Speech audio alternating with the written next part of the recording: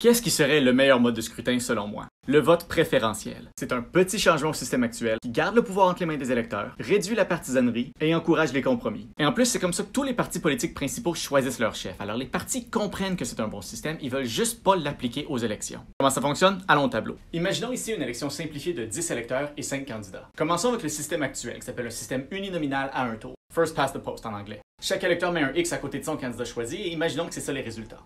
On fait le décompte et le candidat A a reçu 3 votes, ce qui est plus que n'importe quel autre candidat, alors il est élu. Même s'il y a juste 3 électeurs sur 10 qui ont voté pour lui. Ce qui est évidemment un problème parce que les 7 autres, peut-être qu'ils sont complètement opposés au candidat A, mais il n'y a aucune façon pour eux d'exprimer ça. Et c'est ça d'ailleurs qui mène au vote stratégique, où les gens votent pas pour leur candidat préféré, mais pour le moins pire candidat qui a une chance de battre le candidat à qui ils s'opposent. Et c'est là qu'on vient au vote préférentiel. Le vote préférentiel, ça permet aux électeurs d'exprimer leur ordre de préférence sur leur bulletin de vote. Au lieu de juste mettre un X à côté de un candidat, les électeurs peuvent indiquer leur ordre de préférence sur leur bulletin de vote. On met un 1 à côté de notre premier choix, un 2 pour notre deuxième, et ainsi de suite pour tous les candidats. Et si on n'a pas de préférence, on peut laisser certains candidats sans numéro aussi. Alors pour l'exemple, imaginons que les 10 électeurs ont fait des choix qui ressemblent à ceci. Pour le décompte, on commence en comptant juste les premiers choix de tous les électeurs. Jusqu'à date, ça ressemble au système actuel, mais s'il n'y a aucun candidat qui a la majorité des votes, ça finit pas là. Le candidat qui a eu le moins de votes est éliminé. Et sur les bulletins de vote qu'il avait comme premier choix, le premier choix est éliminé aussi. Et on va maintenant compter son deuxième choix comme sa nouvelle préférence. Et on répète le processus, additionnant le meilleur choix qui reste sur chaque bulletin de vote. Vous pouvez le voir, pour ce bulletin de vote-là, c'est maintenant le deuxième choix qu'on a compté. Il n'y a pas encore de majorité, alors on va encore répéter le processus et éliminer les candidats qui ont les moins de votes. Et encore une fois, on va additionner le choix préféré qui reste sur chaque bulletin de vote. En additionnant les préférences qui restent, on arrive à une majorité et le candidat qui a la majorité est élu. Remarquez ici, c'est pas le même candidat que celui qui avait le plus de premiers choix, qui aurait été élu dans notre système actuel. La raison pour ça, c'est que même si le candidat A était le premier choix de plus d'électeurs, c'était pas le choix préféré de la majorité des électeurs.